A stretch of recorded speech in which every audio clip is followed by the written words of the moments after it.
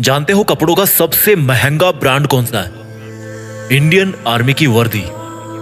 देश के गद्दारों को ऊपर वाला भले ही माफ कर दे, लेकिन एक फौजी किसी भी कीमत पे, यहां तक कि अपनी जान की कीमत पे भी उसको कभी माफ नहीं कर सकता। करोड़ों कमाने वाले भी ये वर्दी नहीं कमा सकते।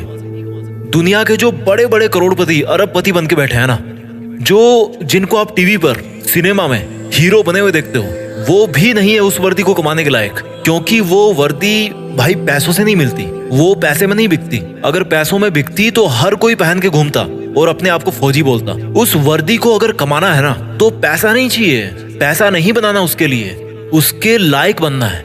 अगर उस वर्दी को कमाना है ना, तो खुद की जिंदगी, खुद की माँ की खुशी और अपने बचपन के सभी दोस्तों के साथ को कुर्बानी पे लगाना पड़ेगा।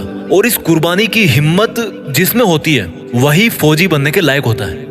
अगर इस वर्दी को कमाना है ना, तो खुद को हर मोह माया से बाहर निकालकर आग में तपाना है। कितना बड़ा दिल होता है उस माँ का जिसका बेटा या बेटी डिफेंस में होते हैं। कुछ पंक्तियां बोलना चाहता हूं मैं उन सब खुश नसीब और हिम्मत वाले युवाओं के लिए जो अपने आप को उस वर्दी में देखना चाहते हैं कि ये आग जलती है तो जलने दे, ये आग जलती है तो जलने दे, माँ अब मुझे तू फौजी बनने दे।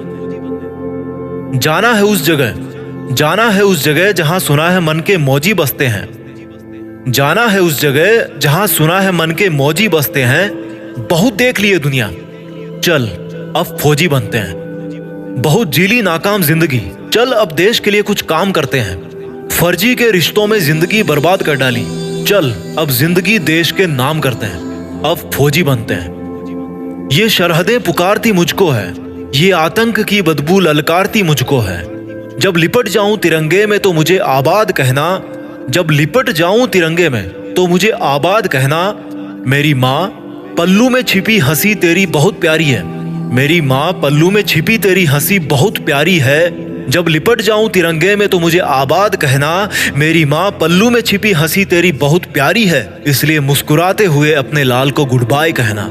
ये मोबाइल के स्टेटस देख देख के थक गया हूँ, बन जाऊं मैं भी एक दिन सबका स्टेटस, खुद के इसी वादे में बंध गया हूँ। माँ के आंचल की खुशबू तो वैसे फीकी होती नहीं कभी, पर उसमें थोड़ी सी मेरी वर्दी की खुशबू भी मिला दूं ना, तो दोनों जहां यही मिल जाएंगे मुझे।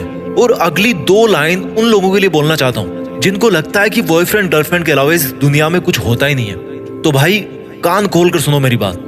बेवफाओं की इस दुनिया में हम कभी वफा ढूंढते थे। ये एक फौजी की तरफ से लाइंस आपके लिए कि बेवफाओं की इस दुनिया में हम कभी वफा ढूंढते थे।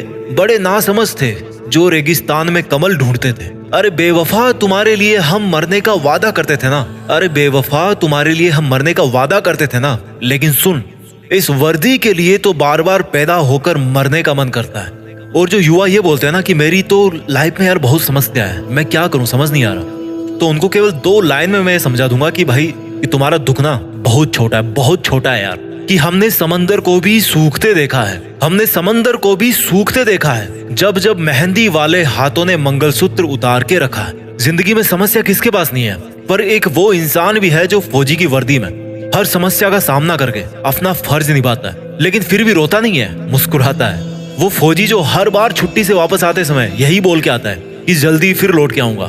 लेकिन ये किसी को नहीं पता होता, उसको खुद को भी नहीं पता होता कि वो फिर जल्दी कब आने वाला है ना हिम्मत, है ना हिम्मत। मैं जीत फिक्स के मंच से उन सभी फौजी भाइयों को सलाम करता हूँ और उन पोटेंशियल यूथ को मोटिवेट करना चाहता हूँ जो फौज में भर्ती होने का सपना अपने मन में ठान चुके हैं। क्योंकि दुनिया में देश का नाम करने का इससे बेहतर कोई दूसरा तरीका नहीं हो सकता। मैं सैल्यूट मारता हूँ फौजियों को जो एकमात्र रियल हीरो है इस कंट्री के। फौजी एक तरह के हीरो नहीं है, वो एकमात्र रियल हीरो है।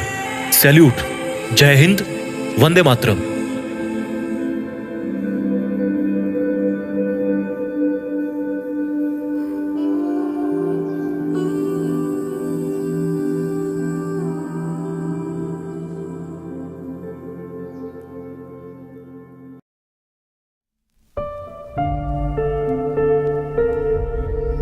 जीत फिक्स।